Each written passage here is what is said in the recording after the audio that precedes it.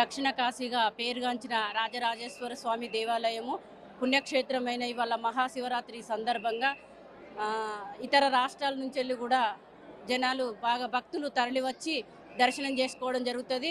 ఇది పురాతన కాలం నుంచి వెళ్ళి కూడా ఆనవాయితీగా ఉన్న మహాశివరాత్రి.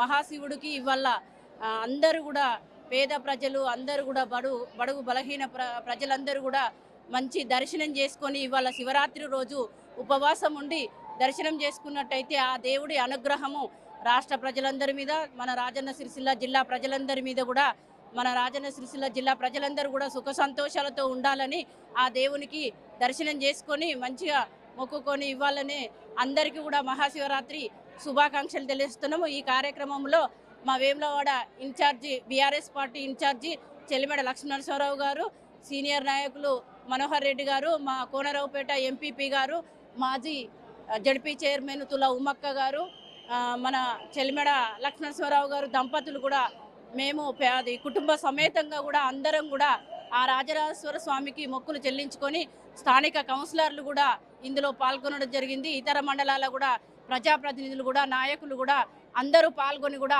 ఆ భగవంతుడి కృపకు పాత్రులయ్యి ఇవాళ ప్రజలందరినీ కూడా సుఖ సంతోషాలతో ఉండాలని మొక్కుకోవడం జరిగింది. అందరం కూడా సంతోషంగా ఉండాలని కోరుకుంటున్నాను.